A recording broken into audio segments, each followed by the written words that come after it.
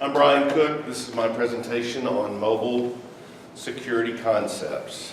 Now these are the absolute critical concepts regarding your handling of your mobile devices, whether it's wearable, your cell phone, a iPad, or a laptop even. There are a lot of things that people don't think of when they're out in public, the vulnerabilities that they have in working with public Wi-Fi, using Bluetooth, other things like that. So what I hope to do today is educate you much the same way that I got educated on this topic doing the research. So I hope that you enjoy this presentation and can apply some of these concepts. Will you give me a 10 and a 5? 10 minute and 5 minute? Something like that. Okay, first of all, who has a smartphone? Just about everybody here. Who has ever used their smartphone in a public place on Wi-Fi? Who does banking on your cell phone, on your smartphone? Okay. Those are all high-risk activities, and I'm going to show you some of the reasons why.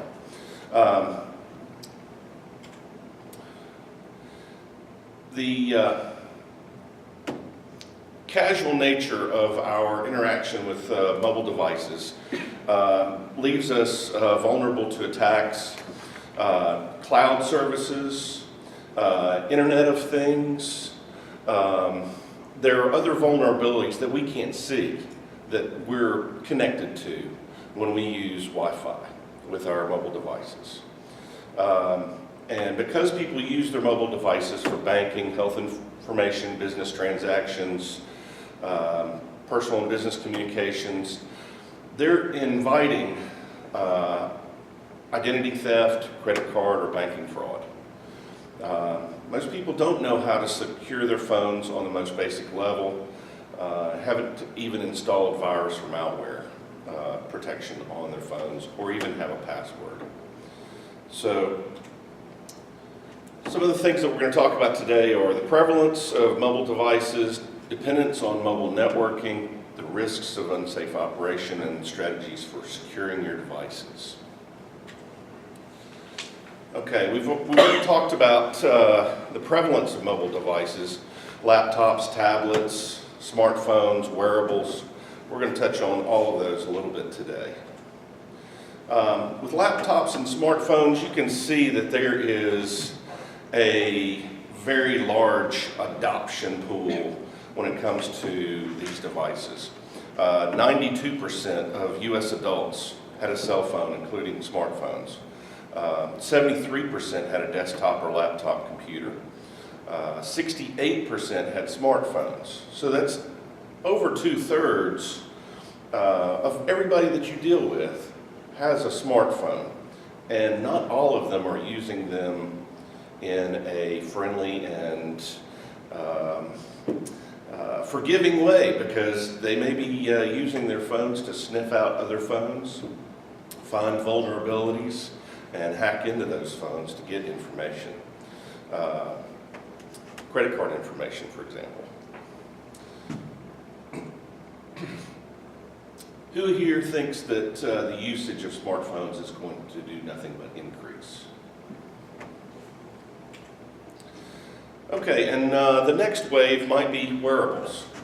According to Kaspersky, the wearables have the same threats that smartphones do. In fact, there is an attack vector on those types of devices. Kaspersky says that wearables like Apple Watch and Google Glass face the same security threats as traditional computers. One of their experts describes a simple attack using QR codes because evidently the Google Glass will see those QR codes and automatically hit that link. So once they hit that link, there's really nothing you can do. You've been compromised.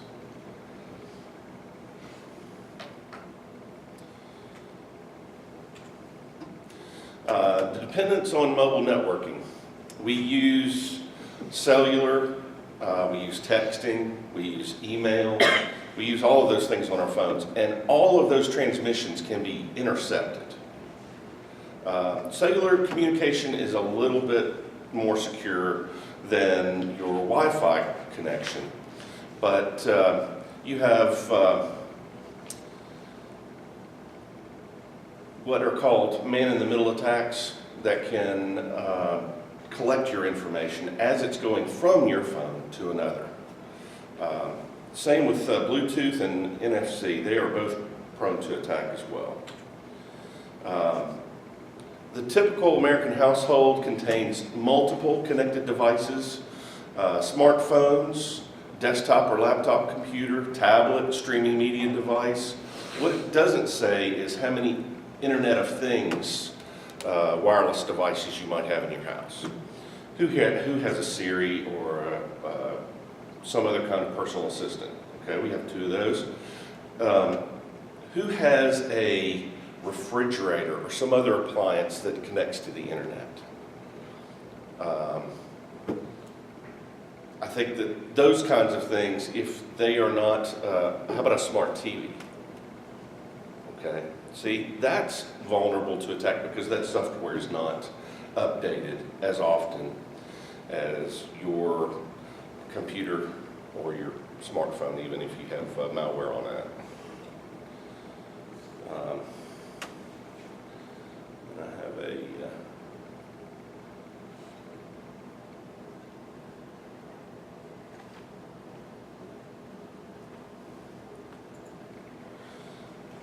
the question is, can 4G cellular be hacked?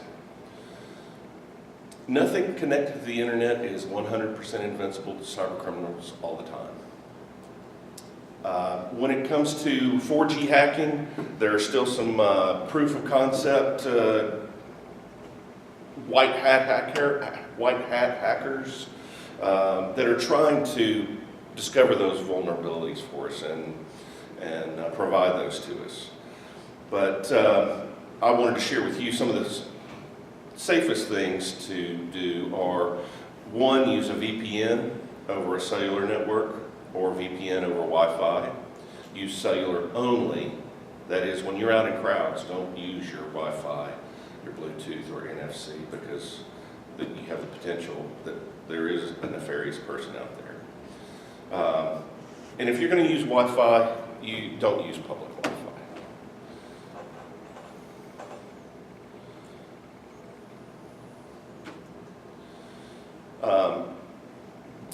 As far as mobile internet, okay, we have a lot of things that we do online, and I want to know from you guys, as I discuss these, what kinds of vulnerabilities you see. Giving information about a health condition, doing online banking, looking up real estate, information about a job, government services, job applications. Is there one piece of information that you need in all of those? What is that? That's right. So, Social Security number, somebody could potentially get your information in any one of those areas. So, that's the real risk, is if you share your Social Security number over your phone, over public Wi-Fi, you're just asking for trouble. Okay, now Bluetooth. Who here has connected their phone to a Bluetooth speaker? Okay.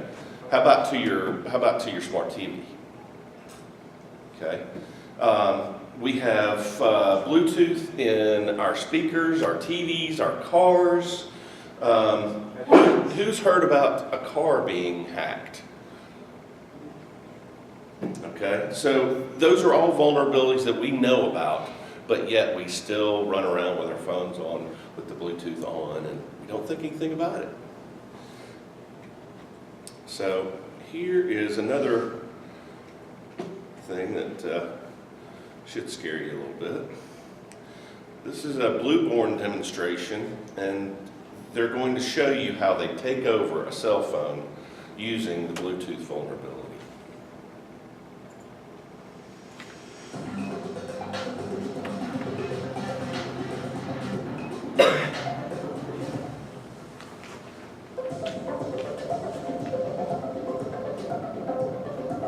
On the left, you'll see the terminal activity that they're using the code to get into the cell phone. The cell phone is here, and she's working on her computer here. She's unaware that there's a problem. In a moment, you'll see that the cell phone will turn on by itself. It's because the hacker has activated the phone. He's got to do that in order to take it over. And that would be her only alert if there's a problem.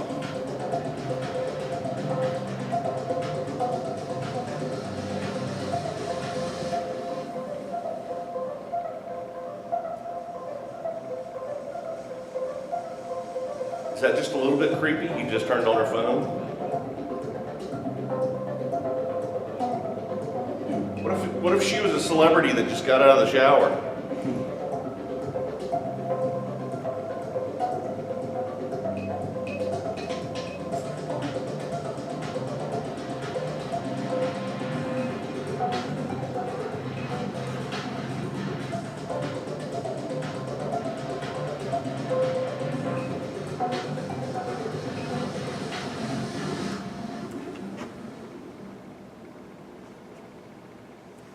So there is a whole web of security that is developing around these devices.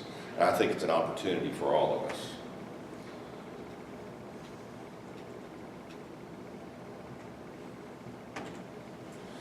Okay, now NFC.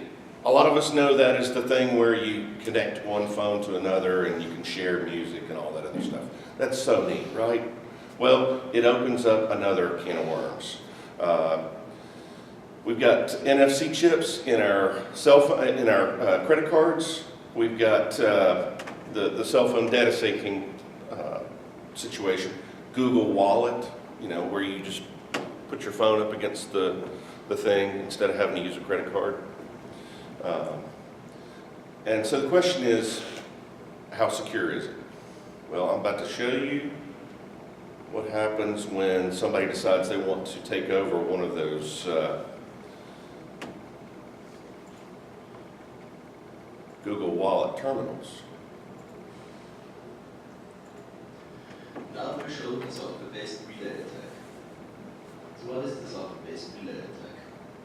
Usually for a relay attack you would need physical proximity, about less than 1 meter, to the device under attack. With the software-based relay attack, you simply need a piece of software installed onto the mobile phone you would want to attack. So for example, on this mobile phone, I installed my relay software. This relay software, on one side, connects to the secure element, and on the other end, it connects to a server on the internet. So this is the server on the internet. It's a Python script that listens on a TCP port and redirects all communication that is received through this NFC narrator device, through this NFC reader, through this TCP port to the relay software on this mobile phone, and this relay software on the mobile phone redirects the communication to the secure element. From the secure element, the answers are returned through the relay software, through the card emulation server, to this card emulator device. So now, if we want to do the payment, we first of all connect the relay software to the relay server.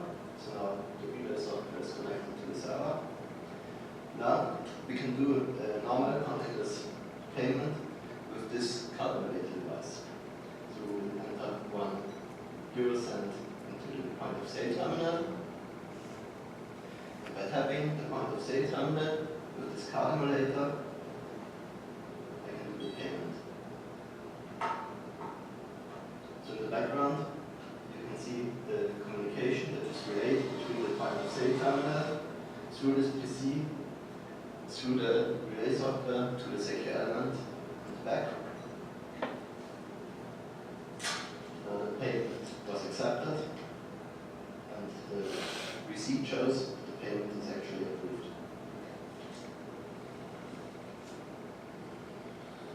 Okay, what you might not have potentially understood from that is that he was using Python script.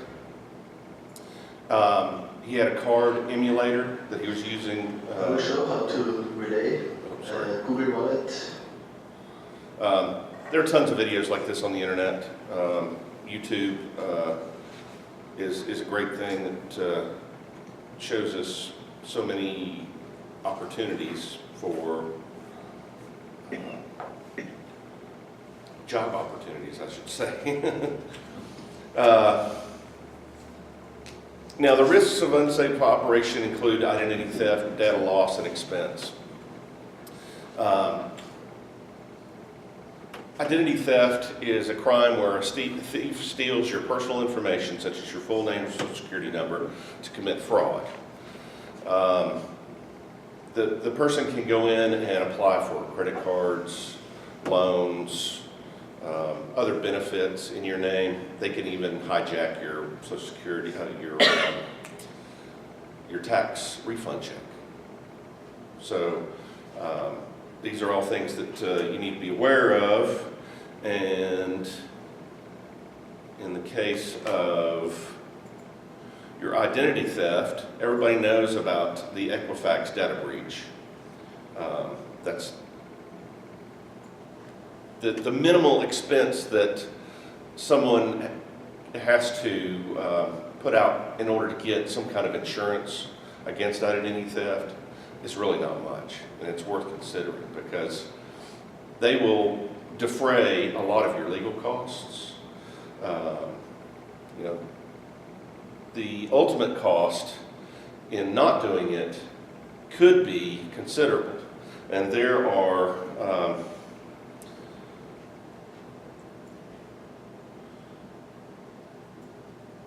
costs other than just your personal finances. Your child could have their identity stolen. They've just got a social security card. So, you know, I didn't get a social security card personally until I started work, but I had a number already. So you've got tax ID theft, medical ID theft. Seniors can have their identity stolen. And then you could also have someone nefarious enough that they would pretend to be you on Facebook or Instagram or one of those others. I don't think that the U.S. government has enough people to police all of this activity that's going on, so we just need to be more vigilant, careful ourselves.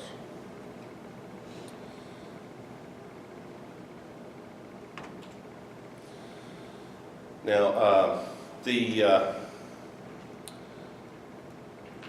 information provided by people like Symantec regarding data loss really centers more on backing up your information because they know that it's still vulnerable. So one of the things that they suggest,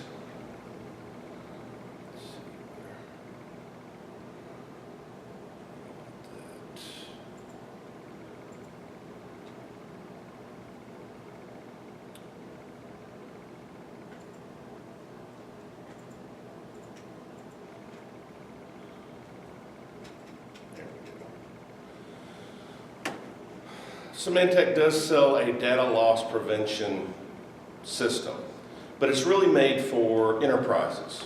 Let's say you work for a big company and you carry your cell phone in every day. They realize that that's a vulnerability and they won't lock it down.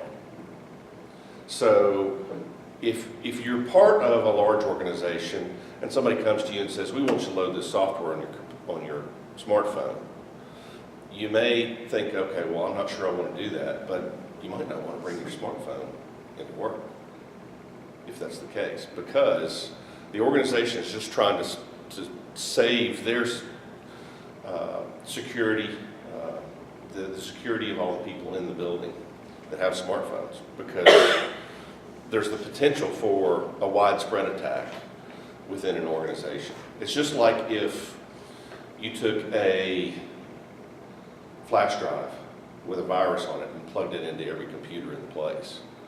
It's a similar level of threat, especially from the unsecure Bluetooth and Wi-Fi. The cellular may not be as big a deal, but certainly the remainder is a big deal. But anyway, the point is, Symantec and other companies are coming up with strategies to deal with the mobile security issue.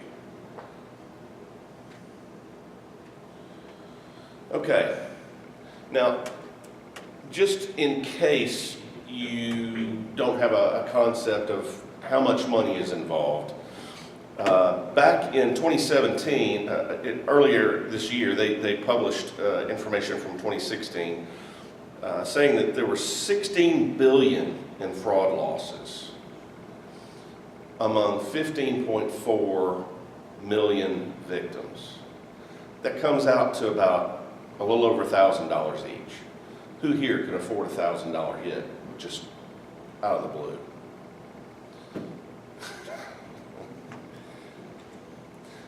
Strategies for securing your devices include locking down the communications, limiting exposure to malicious software, avoiding phishing attempts, and other user vulnerabilities. That's really the biggest deal when it comes to any kind of security, is the human element. That's really the biggest vulnerability. So here, I'm going to show you where on your smartphone, potentially, every model is different. But these are the things that you want to look out for. Your Wi-Fi, is it always on? What about Bluetooth? Is it always on? Especially in a crowd. And then NFC. To me, this phone is wide open. It's just waiting for somebody to make an attack, whether it's a public Wi-Fi or a Bluetooth or NFC attack. They can all be compromised by man-in-the-middle attacks. Someone can just listen to any one of those gateways and create a pathway into additional information. If they know how to do their research, they can find your passwords for just about anything. So the idea is, don't use public Wi-Fi. Avoid using your Bluetooth or NFC in crowds, because somebody can just walk right up next to you. You know, they got their cell phone in their pocket and they just stand right next to you and sync with your phone.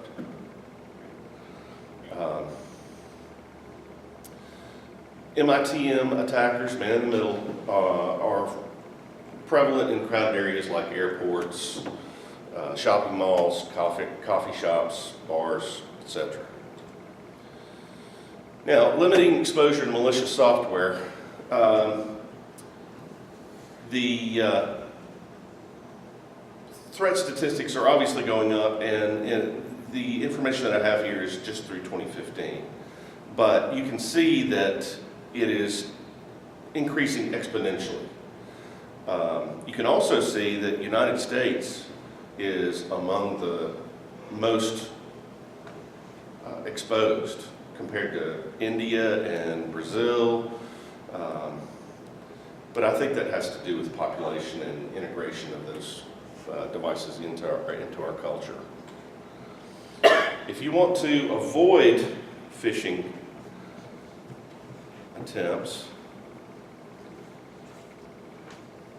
there are numerous websites that will give you ideas about avoiding them. But basically, you want to keep informed about phishing techniques. Think before you click on a new app or something like that. The majority of the malware is contained within gaming apps. Whether it's a game like Candy Crush or something like that. There are well-known safe games, but then there are also unsafe games, hacks, cheat codes. A lot of these other things carry adware on them. And so just be careful that you're not providing too much permission to somebody that you don't know anything about. There's a whole list of things there I don't think I have time for. 2 minutes. You're at 25. I'm at 25. Huh.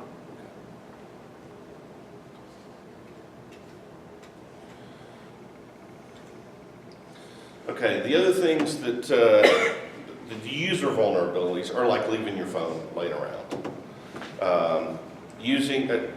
Buying a used device that has not had the memory wiped on it. If you buy a phone from somebody on eBay, there's a chance it could be rooted, it could be infected with malware, it could be just waiting for you to start putting your information into, to start broadcasting that information to a nefarious character. So, also old outdated phones, they don't have the updated security in them, so that's another vulnerability. Okay, so in conclusion, our mobile devices have become so popular, so integrated into our culture that we have an intimate relationship with them. We carry them wherever we go. And we don't think about the information that could be leaked from them. So we need to secure these devices from hackers and other malicious threats. And among the things that we discussed today are the prevalence of mobile devices, user dependence on mobile networking, the risks of unsafe operation, and the strategies for securing your devices. I would encourage you to go to the FCC.gov website and take a look at the 10 steps to smartphone security for Android. And if you don't have an Android device, look up something for Apple or whatever your device is. But, take these things into consideration and make your phone more secure, and not only make you more secure, but everyone around you.